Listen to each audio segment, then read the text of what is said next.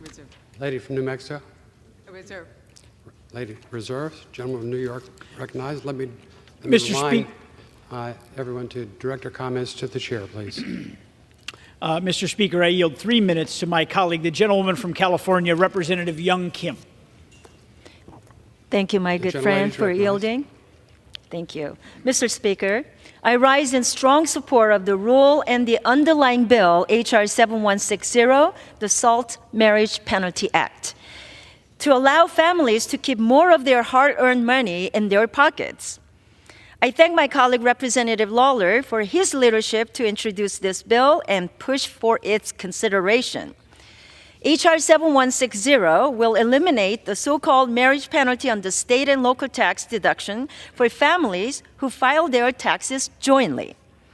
Under the current tax code, married couples filing jointly are penalized and have the same SALT cap of $10,000 as single filers. H.R. 7160 doubles the SALT deduction cap for married couples to $20,000 and does right by them. Limited housing supply, high mortgages rates not seen in decades, and high housing costs are making it impossible for many first-time home buyers to purchase a home and reach the American dream. The SALT cap is not and should not be a blue versus red issue. We're simply advocating for our constituents who want us to consider pro-growth, pro-family values and policies. In my district, the median price of a home is over $1 million.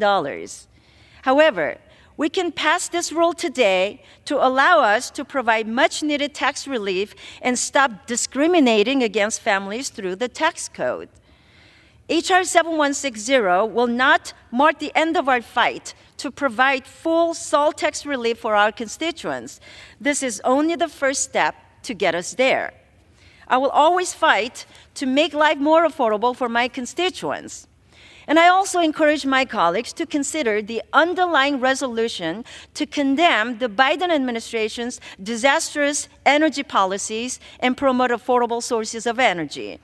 I urge my colleagues to support the rule and the underlying bill and resolution. I urge my colleagues to support all of these, and I yield back the balance of my time. Mr. Speaker, I reserve.